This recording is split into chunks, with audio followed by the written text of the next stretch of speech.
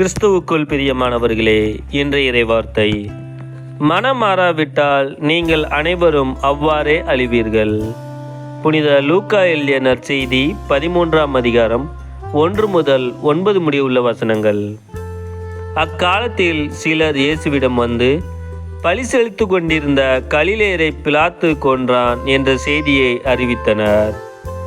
அவர் அவர்களிடம் மறுமொழியாக, இக்கலிலேயருக்கு இவ்வாறு நிகழ்ந்ததால் இவர்கள் மற்ற எல்லா கலிலேயரையும் விட பாவிகள் என நினைக்கிறீர்களா?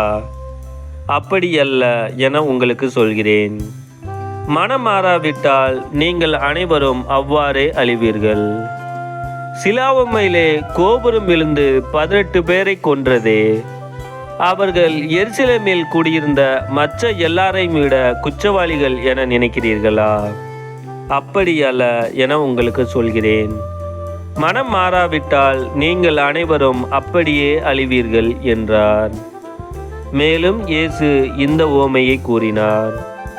ஒருவர் தம் திராட்சை தோட்டத்தில் அத்திமரம் ஒன்றை நட்டு வைத்தார். அவர் வந்து அதில் கனியை தேடிய போது எதையும் காணவில்லை. எனவே அவர் தோட்ட தொழிலாளரிடம், பாரும், 3 ஆண்டுகளாக இந்த அத்திமரத்தில் கனியை தேடி வருகிறேன், எதையும் காணவில்லை. ஆகவே இதை வெட்டிவிடும். இடத்தை ஏன் அடைத்து கொண்டிருக்க வேண்டும் என்றார். தொழிலாளர் மறுமொழியாக, ஐயா, இந்த ஆண்டும் இதை விட்டு வையும். நான் இதை சுற்றிலும் கொத்தி எரு போடுவேன்.